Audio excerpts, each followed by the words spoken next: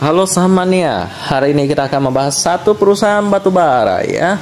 Tapi sebenarnya mereka bukan hanya bergerak di bidang batubara, tapi ternyata mereka juga ada bergerak di bidang lain seperti nikel, bahkan bidang properti pun mereka mau tekuni ya. Memang pada dasarnya turn around ya, titik balik daripada perusahaan ini ketika mereka bergerak di bidang batubara sih.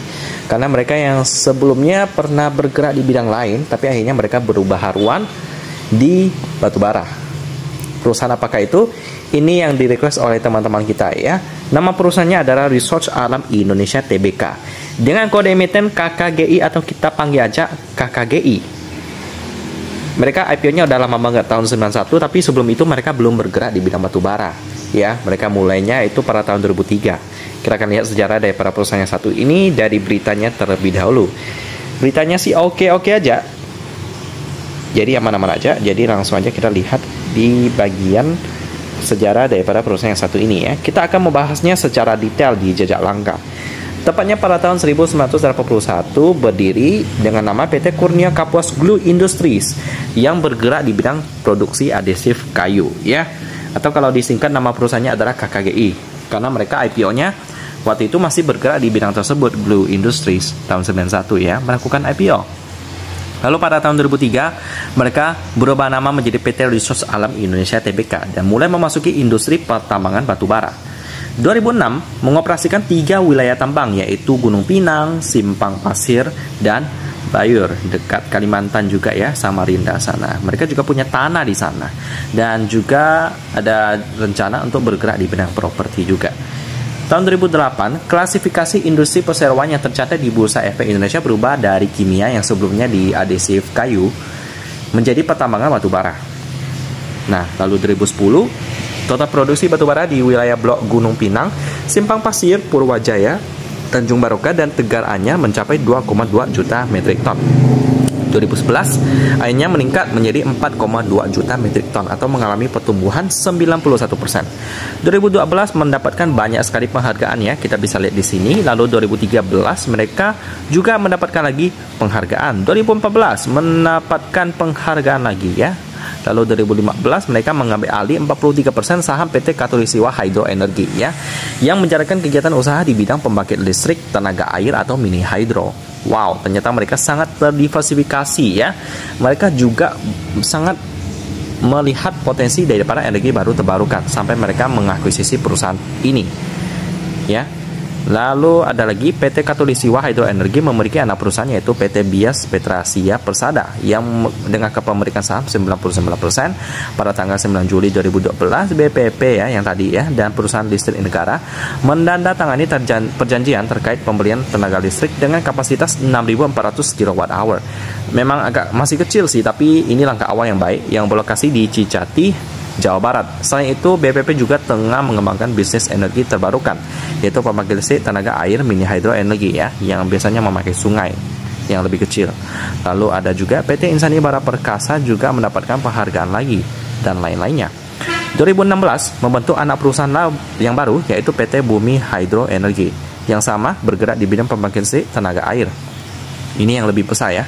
Yang tenaga air ini lebih besar, dia kayak lebih besar gitu. Kalau mini hydro itu dia lebih kecil ya. Itu bisa dihitung dari megawattnya. Lalu juga mendapatkan penghargaan lagi ya, PT Insani Bara Perkasa. Mantap. 2017 mereka melakukan stock split. Lalu 2018 ya, menandatangani perjanjian kontrak jasa kontraktor pertambangan dengan PT Bukit Makmur Mandiri Utama ya, dengan PT Insani Bara Perkasa ya, anak perusahaannya. Lalu juga menandatangani amandemen PKP 2B dengan pemerintah Indonesia ya, biar mereka mendapatkan perpanjangan izin untuk membuka tambang batubara. Lalu 2019 mendapatkan penghargaan lagi. Lalu perseroan memperoleh izin operasi pembangkit listrik tenaga mini hydro kapasitas 2 kali 3,2 MV di lokasi Cicati, Jawa Barat. Lalu juga menandatangani nota kesepamahaman dengan Universitas Mula Warman Samarinda dalam rangka kerjasama di bidang pendidikan, penelitian, jasa konsultasi, dan pemberdayaan masyarakat. 2020 menandatangani akte pembelian 40% saham pelabuhan angkutan batubara PT Paranan Sinergi Mas senilai 11 miliar lebih dalam rangka menunjang operasional anak usaha perusahaan PT Insani Bara Perkasa. Lalu 2021 ini yang masih baru-baru banget, hangat banget, melakukan pengingkatan jual beli saham perusahaan batu bara sebesar 70% saham PT Buton Mineral Indonesia, lalu juga PT Bira Mineral Nusantara dengan nilai transaksi masing-masing sebesar 175 juta rupiah dalam rangka ekspansi ke bisnis tambang nikel. Ya, kalau dibilang mereka apakah benar-benar bergerak di batu bara, ya bukan hanya batu bara sih, ada banyak banget ya.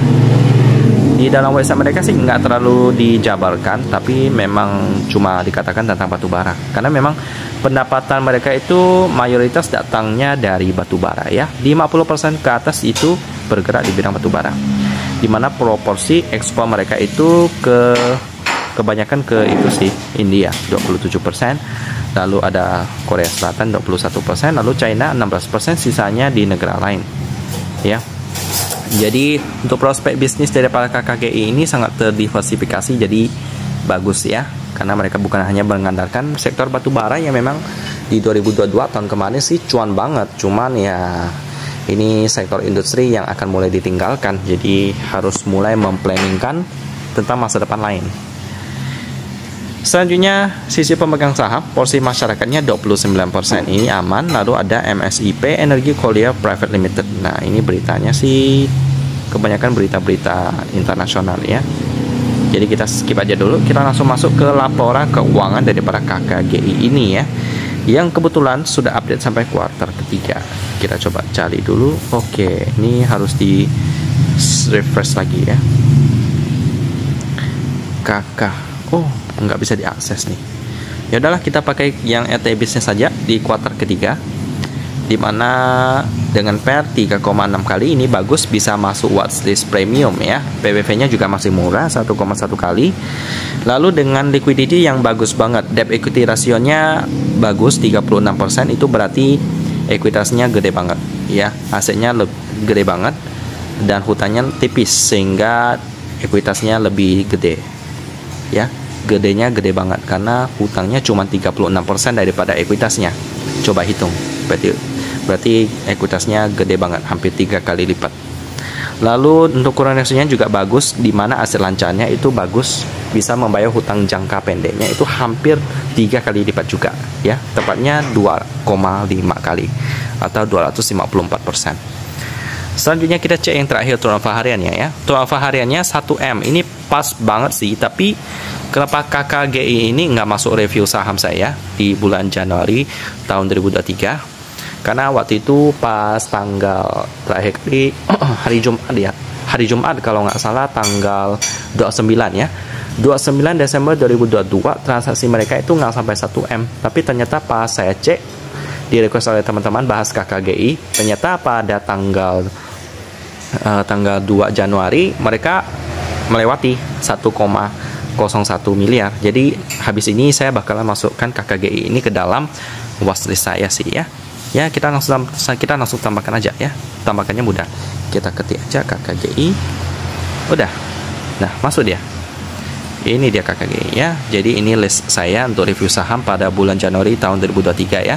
Teman-teman yang belum tahu boleh lihat video saya yang baru saya post pada tanggal 2 Januari. Silahkan dilihat. Jadi gitu aja sih pembahasan tentang KKGI. Boleh-boleh aja kalau mau investasi ke sana, aman kok. Bagus juga perusahaannya ya. Jadi jangan lupa untuk diversifikasi dan memakai uang dingin. Saya tutup dan kita ketemu lagi di video selanjutnya.